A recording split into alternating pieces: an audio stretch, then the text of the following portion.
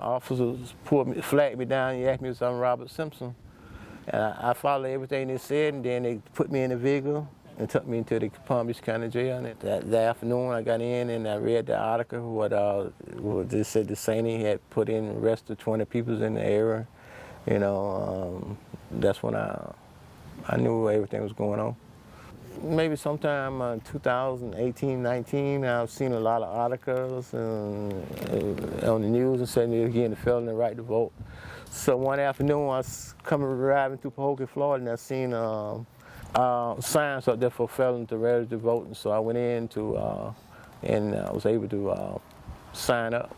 Maybe about a month or so after that, I got my voting card and everything in the mail. I got my voting card, you know, and I didn't make it. I didn't write it.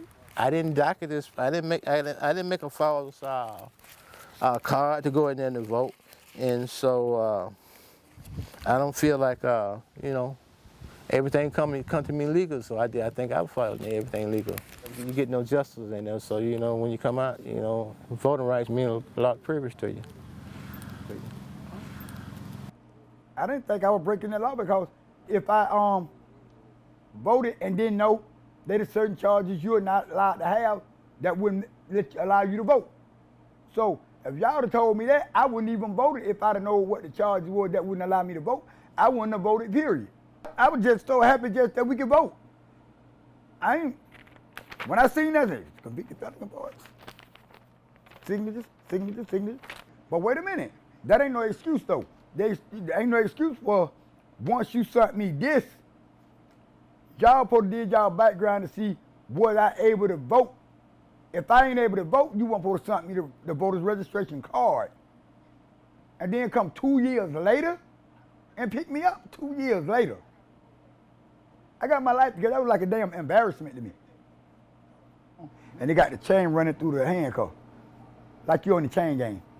So what pissed me off when I got to the jailhouse, I ain't been in prison in damn near 18, 19 years. I'm damn near a law-abiding citizen again. I've been out 19 years. Because I'm like looking at it like, I understand with the prison system, when they let you out of prison, they don't shut the gates. Why? Because they feel like when you come back to society, if things don't go right for you the way you want it, you'll go back to the stuff that you was doing. Because I proved them wrong. I'm not going back to nobody's prison system. I came home 2004, had 2 twin boys, they 14. Now I got a 6-year-old. I'm doing wonderful. That's Jim. And I got mad. I got mad with her one time. I came home. She done cut off my, see that when I was at the hospital.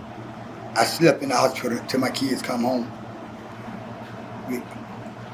That's me getting the hold on for the first time. Getting the hold on for the first time. I'm doing wonderful out here. I'm in a Masonic fraternity. I've been doing that for 16, 17 years, giving charity, doing positive stuff.